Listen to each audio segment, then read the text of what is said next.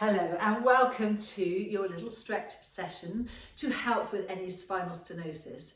So it may have been explained to you that that can be like an impingement on the lower back, in layman's terms, just making a little bit of less space around the spinal column. So we want to counteract that and try and create more space around that. So there's a few simple exercises that we can do. First of all, we're going to start off in a chair.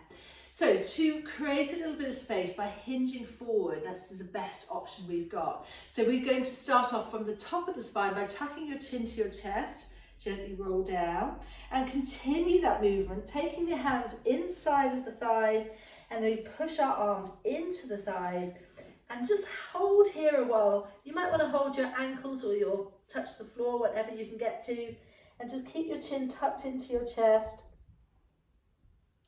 And then only when you feel ready, we're going to take your hands on top of your thighs to support the back as you ascend back up, and try and bring your head up last so that we just unfold in the same sequence as we went down. We'll do it one more time, dropping your chin to your chest, gently roll forward, start to keep on hinging and roll, and just push your arms into your inner thighs and just hold there for a moment.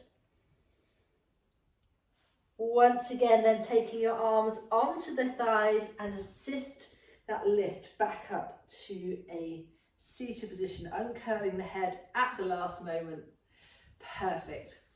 Good, okay, so then we're going to open up the hamstrings at the back of your legs. So we'll do one leg at a time initially, and then we'll try both together.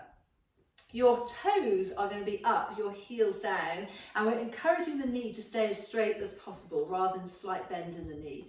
Then I'm going to ask you to push up on your chest. We elevate the chest, keep the chest lifted and looking straight ahead as you start to hinge from the hips until you feel a nice deep response through the back of your leg. Now, you might not go very far, you'll see that I'm not either, but that already is a big stretch. We hold it, however, take a deep breath in and then exhale, come forward just that little bit more. Good, and come back through center. Let's try that on the other side. You might find that one side is slightly looser than the other or not.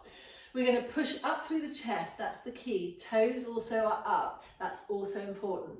And we start to hinge forward, keeping the chest proud until we feel that first maintenance stretch. Deep breath in, and we go a bit further if we can, feeling that deep response into the back of your leg. I can't pretend it's the most pleasant of feelings, but it's really good for you. Okay, so then let's try both together. So both are here. You might want to be towards the edge of your chair. Lift up through your chest, hinge, hinge, hinge, and just breathe out as you go, allowing the muscles to relax at the appropriate time. Maintain this position, deep breath in.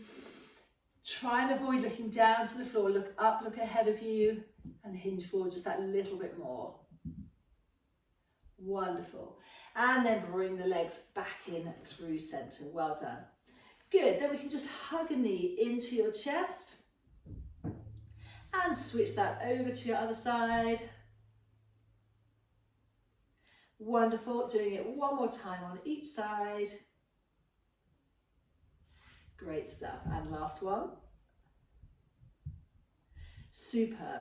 Okay, so I'm just going to head down towards the floor now. I'm going to get rid of my chair because I've got the sofa right here for the next exercise. If you haven't got a sofa nearby, keep the chair available and you'll see for why in just a moment. Okay, so you're going to come down to your knees and put your elbow on your chair or your sofa, whichever you've got available to you. And from here, the hands then come onto the temples.